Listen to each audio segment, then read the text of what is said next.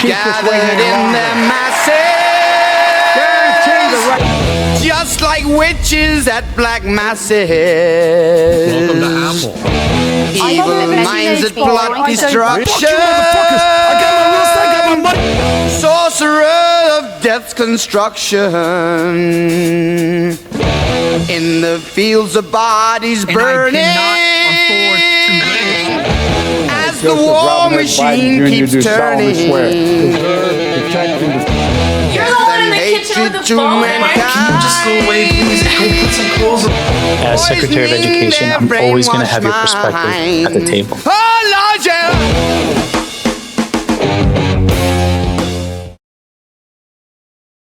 During the rise of communism in Russia, one of the tools communist intellectuals used to spread communism was victimhood.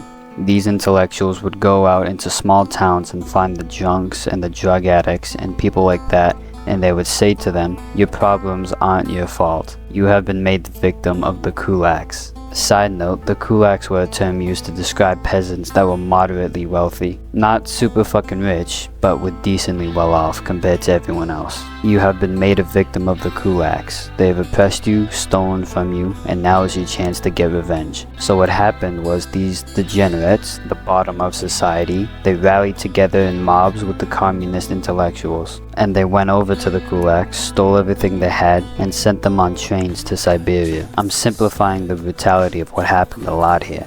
It was absolutely horrific. The result of this was the death of millions of people and soon to be deaths of millions of more. And people who did the rioting, the losers, were left off worse after the revolution. Blaming other people for their problems didn't fix anything. Now, although the Kulak genocide was a horrific part of history, the communists were not entirely wrong. Rich people, not the kulaks but actually rich people, and the system was against the common man. The common man was born into the world to work for rich people, then die. Where the communists were wrong, however, is when they tried to put the responsibility of change onto others. Instead of telling these losers the truth, yeah, it's not entirely your fault you're a loser, but it is your responsibility and yours alone to fix yourself, they decided to lie to these people for their own gain. And this is something that is still happening today, with the modern day communists like Hassan that fucker, and with extreme red pillars saying everything is your fault. Now, while it's obvious why the communists were wrong, it's less obvious why the red pillars are wrong. From a glance it seems like good advice, but the problem is that, simply, it's not true.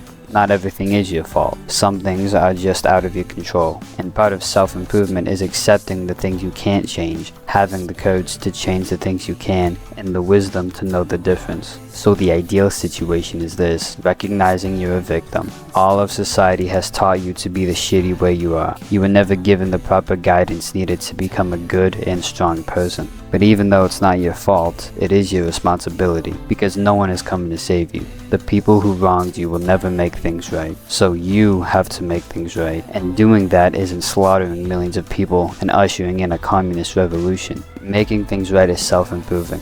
Working on yourself and having the wisdom to not try and change the world to improve your own life. And if you still want to make the world a better place after you've filled up your own cup, then that's fine. But only after you have self-improved can you truly help anyone, let alone the world.